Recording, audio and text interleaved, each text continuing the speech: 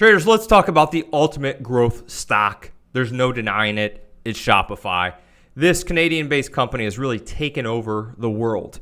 And a lot of traders out there are talking about rotation, growth into value, sector rotation, banks, energy, tech. Listen, it's quite simple. You can have every indicator, every gauge, management, math equation, whatever you want. All you have to do is look at Shopify.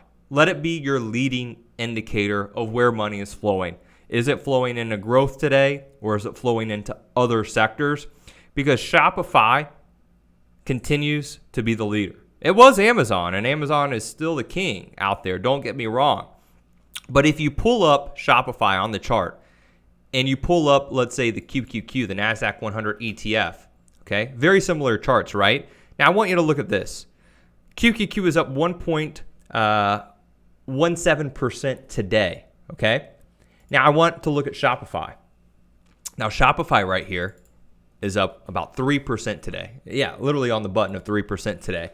And let's pull up the diamonds, the Dow, okay?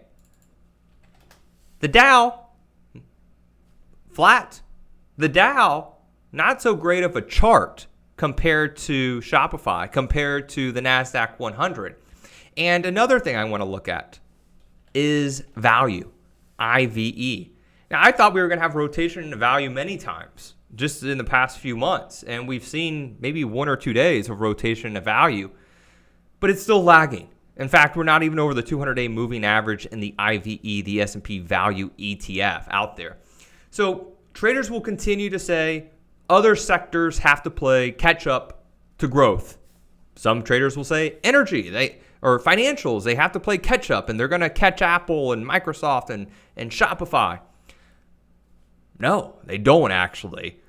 We can see stocks, growth stocks, leading, and we can see these names that, some in the Dow, some that are widely held, that are considered safe or boring, they can lag, and they can continue to lag. And you may be saying, Lance, well, these growth names, they don't pay dividends. These growth names, they're high risk. They're speculative names.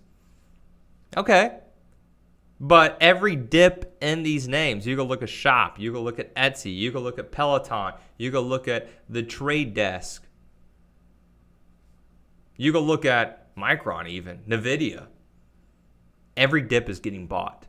And we're continuing to see money flow into growth stocks because they don't give a darn about the coronavirus. They don't give a darn about the economy.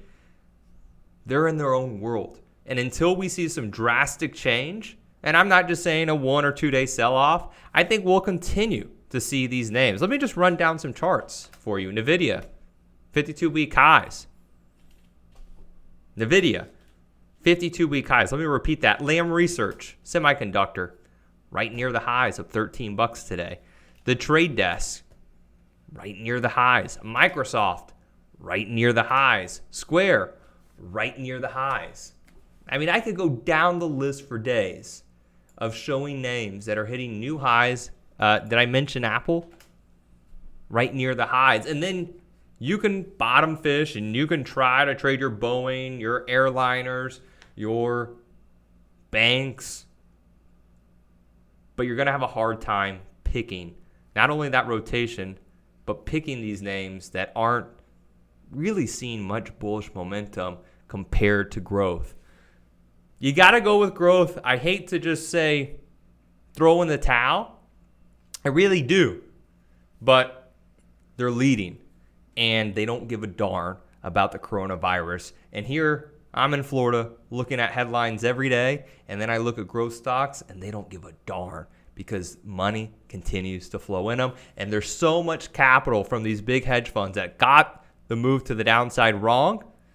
Eventually, they got to chase return, and they're putting in them names, crazy PEs, crazy valuations, trying to ride this wave of momentum. Subscribe, like. If you have negative feedback, I want to hear it. You have positive feedback, I'd love to hear it. But this is what I'm seeing right now, and it continues. I hate to beat it over and over again, but every time I pull up charts, my mind is still in disbelief of some of these moves in growth stocks.